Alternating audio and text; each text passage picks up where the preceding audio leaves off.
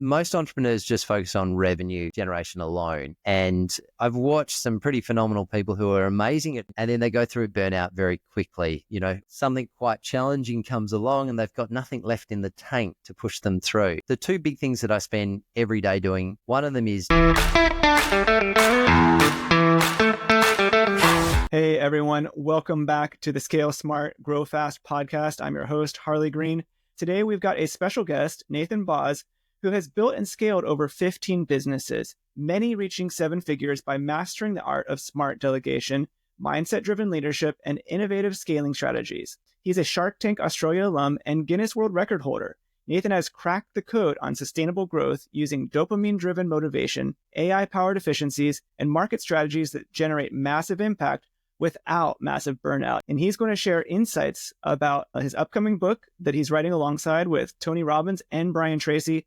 We're going to be talking today about strategies for scaling a business without burnout through effective delegation and innovative leadership. Nathan, welcome to the podcast. Thanks, Harley. Lovely to be here, mate. Well, Nathan, I'd love for you to share a little bit more about your background, let people know kind of where you're coming from and what brought you to where you are now. I'm a big fan of business in any shape or size. I've done a lot of different businesses over the years, built a lot of businesses, pretty much all of them other than one from scratch. So complete startups to exits. Most of them are in pretty sort of, relatively low skill set, as in, so retail, sorry, that's probably comes across a bit offensive to those in retail, but so a lot of brick and mortar businesses, so health shops, retail, products, food, restaurants. But then I'm sort of now moving a little bit more into the space of looking more with technology and SaaS products. And just, I guess the evolution is, once I've got my head around a few of the business basics, is to grow businesses that I can scale globally rather than, a brick and mortar business, which is very much geographically defined. So my goal, I love business. I'll do anything that helps my businesses grow as long as it's legal and ethical. So I bring into it a lot of mind focus, mind optimization. Dopamine is a big thing. One of my businesses is a weight loss program that I run in Indonesia in hotels over there. And it's sort of involving ketogenic, and it moves people into dopamine optimization. So I brought that across as well to the world that I live in on a daily basis, and stimulating dopamine to actually improve my business outcomes. And I use that a lot in day-to-day activities of business. So dopamine, mindset, health optimization, and business systems. And I put all those together and put them in just to use every tool that we've got in the toolbox to get business growth. So all those things are always angled at bringing my business forward and businesses forwards and growing it. I love it. There's a lot there to unpack, and I want to dive into that. You've built and scaled 15 businesses, and so I imagine you've got a lot of lessons learned. Could you share maybe the biggest lesson you've learned about sustainable growth without burning out, and how has delegation played a role in that? Yeah, certainly without the burnout side of it is really, really important. Most entrepreneurs just focus on revenue generation alone. And I've watched some pretty phenomenal people who are amazing at, and then they go through burnout very quickly.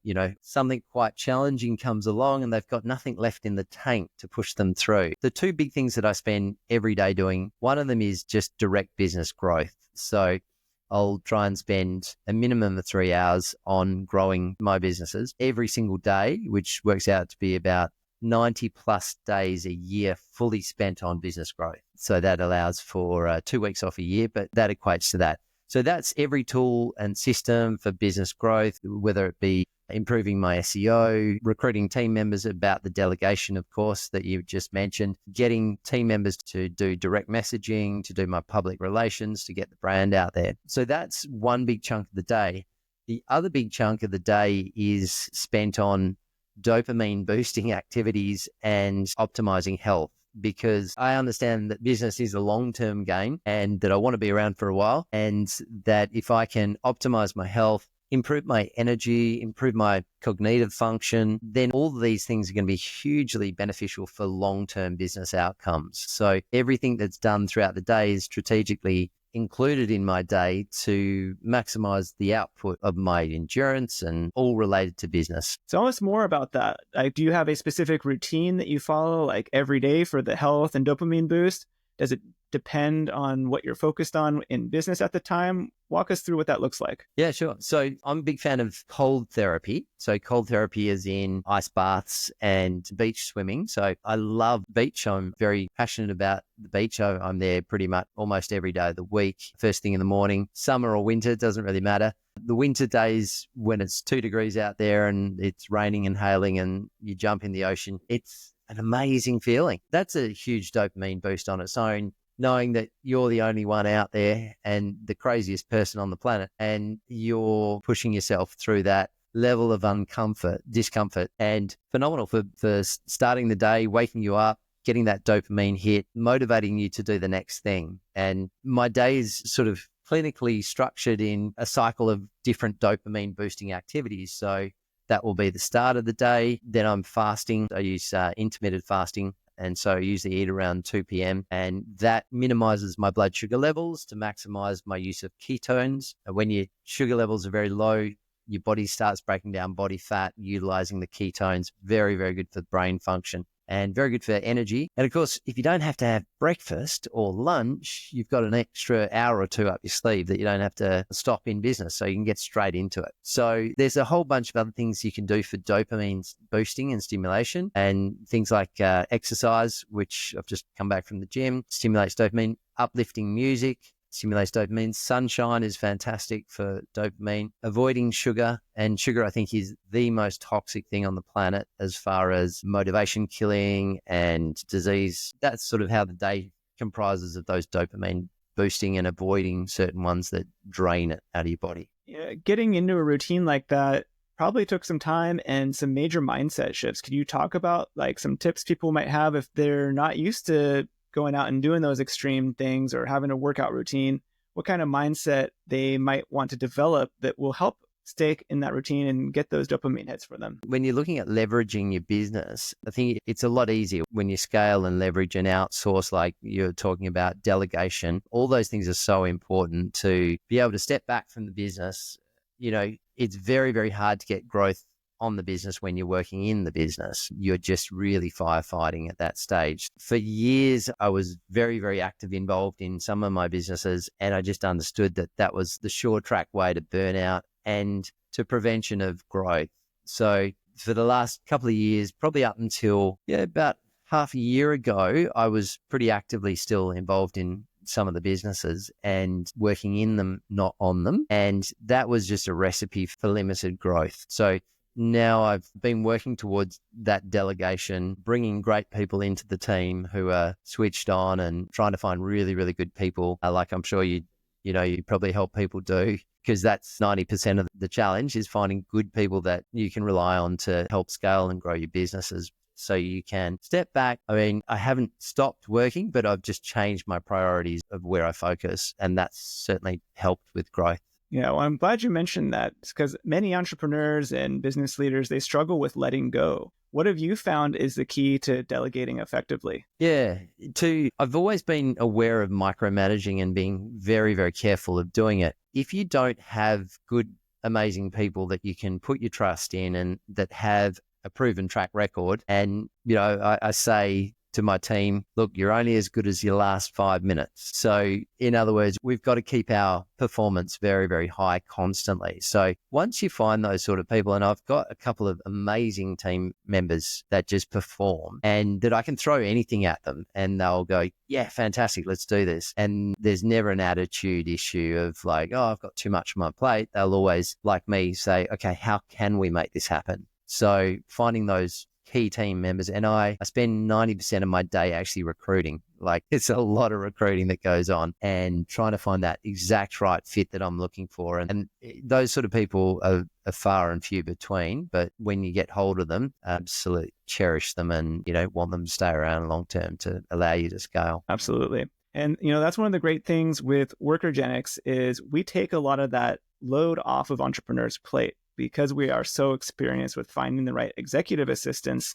that we are able to find the very best for our clients so they can focus on working on the business and not spend as much time doing the talent search for those executive assistant roles. So that's one thing that, really can help people stay focused on working on the business, have that right mindset. And I wanted to ask you, your bio is very interesting. You talk about being on Shark Tank, you've got a Guinness World Record. You've taken some big risks. How do you balance pushing boundaries in business while making sure your team is set up to handle the rapid growth that might come from these things? I mean, the rapid growth is always exciting when it happens. So we embrace that, and that's what we look for constantly. So Shark Tank was fantastic for that. That was every time it rerun on TV, we get hundreds of people coming into the restaurant, and that was fantastic. So that was like $100,000 worth of free marketing, which we were very grateful to have. So other things that we've done, we like to try and do things a little bit outside of the box. I was on a podcast the other day and someone said, those sort of things are non-scalable marketing strategies. And I thought, yeah, that's actually right. They're not particularly scalable. We can't repeat them. They're quite labor intensive, but they can pay off quite amazingly. So when we were like in London, we were a couple of years ago, we had a couple of properties that we were working on selling, and we wanted to sell them. And it was around the global financial crisis. So that was actually a little bit long ago, about 2010. And property was just not selling in the UK, not for love or money. Banks weren't lending. Properties were very hard to move. So we came up with this creative strategy. It would make it very, very easy for buyers to buy because they didn't need to go through the banks. They could do a creative purchase on it. And my sister and I put these big yellow placards on basically an A-frame, one on the front, one on the back, big permanent text, buy my flat, and our phone number. And we walked along Tower Bridge, probably one of the most iconic and very, very busy locations in London. And we walked from one end to the other, and people were just like, what's going on? Just totally stopped in the street. You had bus drivers in those red double-decker buses just pull the bus over in the middle of the street, hanging out the windows and going, what are you doing? So it was pretty funny. So a little bit embarrassing, but we understood that embarrassment would lead to, we understood the numbers. If we could get in front of the right people, we would sell these properties and make some good money. So as it happened, it was picked up by a newspaper, and then it went viral, went global all around the world. And the phone just basically ran off the hook, and we sold the property in 48 hours. So in a time when the properties there was nothing budging. Yeah, I think knowing your numbers, understanding that level that, okay, well, this level of embarrassment or discomfort is going to end up in this level of sales, and just being really, really aware of what those numbers were certainly helped push us through that. And I think in a long-winded answer to your question it was about how do we prepare for those sort of things? That's all we target. We want to prepare. We want that problem of having too many leads and too many sales. And so we'll adapt very, very quickly because, at the end of the day, that's what we want. So, one of the big things people often kind of turn to when they are dealing with the big influx of leads is technology. In addition to having a great team, technology comes into there. Can you talk a little about like the types of technology that you use in your businesses, whether it's AI, automation tools, anything that, you've found really helpful that maybe some other business owners could think about integrating in their business? Every day, your top performers are buried under emails, scheduling, and reporting. Work that doesn't move the needle. The result?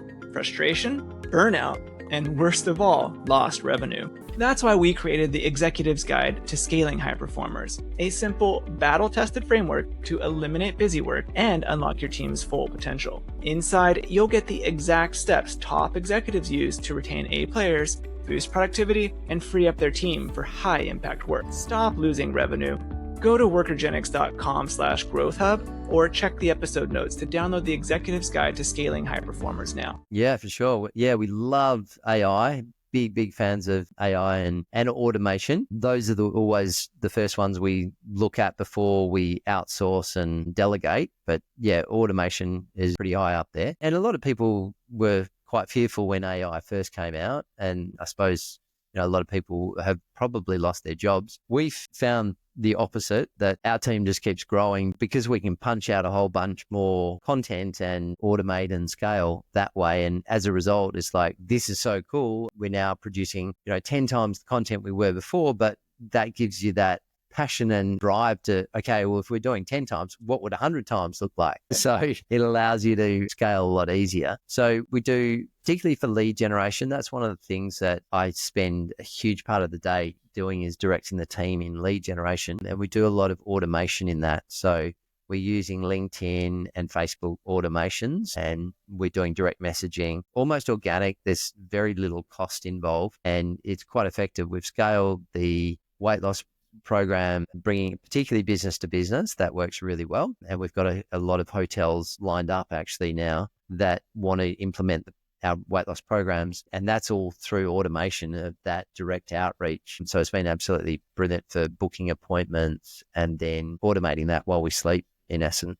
That's awesome. Yeah. Having things churn and produce output for you while you're sleeping is awesome. What would you say one mistake you often see business owners making when they are trying to scale? What are some of the things that they might do that think is going to really help them scale, actually is going to lead to burnout? Well, I think one of the mistakes I made for way too long was just being too focused on the product and not focused enough on the marketing side. So it was constantly refining products, which is fine to a certain degree. You know, it is good if we have a good product that people will want to repurchase or continue to use. But at the end of the day, it's kind of pointless if no one knows about it. So the marketing side and the lead generation, I never spent anywhere near as much time as I should have in the early days on that. And I think most business people are the same. They're too involved in the day-to-day firefighting operations of running a business, and nowhere near enough energy goes into growing a business and getting new leads and nurturing existing customers and upselling and side selling and all those sort of things that they're actually going to put money in your till. Because at the end of the day, if you can focus first on the sales and the lead generation, everything falls into place. It doesn't really matter what problem you have, because at the end of the day, your sales and the revenue and the profit from those sales and leads is going to pay for anything. You know, you can grow your team, but you need the sales absolutely first. You've always got to have those sales first, and then you can grow your team, and then you can delegate more. So that would be some issues I find with a lot of entrepreneurs. I love it. I've heard many times is if you have a problem and you have money and money can solve the problem, then you don't have a problem anymore. And so that's kind of what you're touching on. Like, you've got to have that sales coming in, and that's an easy solution to addressing a lot of other challenges. And you mentioned you've got a book that's coming up that is alongside Tony Robbins and Brian Tracy. Could you share some leadership insights from that with our audience here about, you know, building a business that runs without the owner handling everything? Yeah, so that's a book that comes out in April, all going well. There's about 21 of us authors in the book. My sister actually, who's an absolute guru on property, and she's built a really good portfolio across 3 countries, Australia, US, and UK. And she's in that book. She's written a chapter. I've written a chapter. Tony Robbins is just phenomenal. He's an absolute guru and absolute art, you know, I'm very respected. And Brian Tracy, who's been around forever, they're both involved and sort of endorsing the book and getting it out there. And yeah, so that's on my chapters on business growth. That's the biggest thing that I love. And again, just putting all those tools in place, you're optimizing your health, optimizing your mindset, optimizing your dopamine, and optimizing all your business tools to grow the business. So, you know, if you get all those working, you can get the team, you can build the team, you can delegate more, and then it becomes a question of leading the team, as you touched on, and just directing and pushing them in the right direction, keeping them motivated. That's where the dopamine is really, really big too. I find that the higher energetically and more motivated we can stay as a leader, then that's very contagious, and the team picks up on that, and their output improves, and their attention to detail is good, because hopefully mine is better with, with higher dopamine. We miss less issues, we miss less problems, and we see more opportunities. So as a leader, I think all those things are really, really useful. Now, as a leader, you know, we've touched on all the benefits of having the increased dopamine and having that focus and energy. Is there anything that leaders and business owners might do to help encourage their team to have similar practices in their life? Is that something you've done with your team? I mean, obviously you can't force people to like work out. Are there other strategies or ways you've handled that to help encourage them to be at peak performance? Yeah, I mean, if they're late to a meeting, they have to do 10 push-ups. That's a bit of a joke that we have, but it's kind of, we try and entrench that into the culture, even down to business partners. If we've been on a meeting and virtual meeting and someone picks up a bottle of, sugared carbohydrate, carbonated cool drink, it's like, do you know what that's doing to your body, buddy? So yeah, we can't force it, but we give them a good kick up the bum if they're straying a little bit. So, and it's actually happened even in one of my businesses, 2 of my licensees, both a little bit overweight. And I mentioned that, that I focus on keto and weight loss and run the programs in my other parts of my life. And I've never pushed it, but it's just really interesting. They're both actually now doing it on their own fruition, and they're both into keto. They're both doing the gym. They're both losing a lot of weight. And it's awesome. It's just that natural progression of, you throw a few little gentle comments here and there, and people understand that's a good way to go. It's great. I love it. It's almost like that kind of mindset and lifestyle is just contagious. People see the results and want to have that for themselves too. So I love that. Like, it's just leadership by example. Yeah, actually, that's another area. One of my family members a couple of years ago, he's a big foodie, a really, really passionate foodie, and he was diagnosed with stage 4 terminal cancer. And I know ketosis is absolutely fantastic for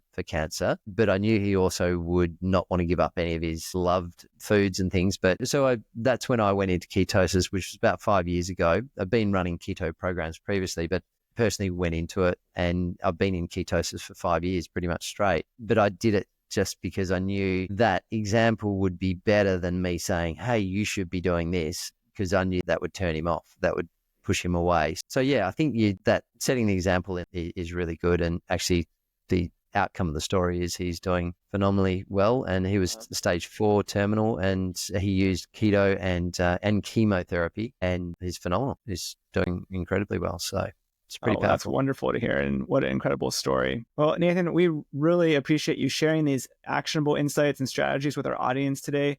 Thank you so much for coming on and sharing your wisdom and experience with us. To the audience out there, if you got value from this episode, do one quick thing. Hit the like and subscribe button so you don't miss future strategies to help you scale smarter. And if you know a business owner or colleague who could use this advice from the episode, share the episode with them. It could be exactly what they need right now. And if you're listening on a podcast service, leave us a quick rating. It helps us reach more listeners just like you. And thanks for tuning in. We'll see you in the next one. Thanks, Ali.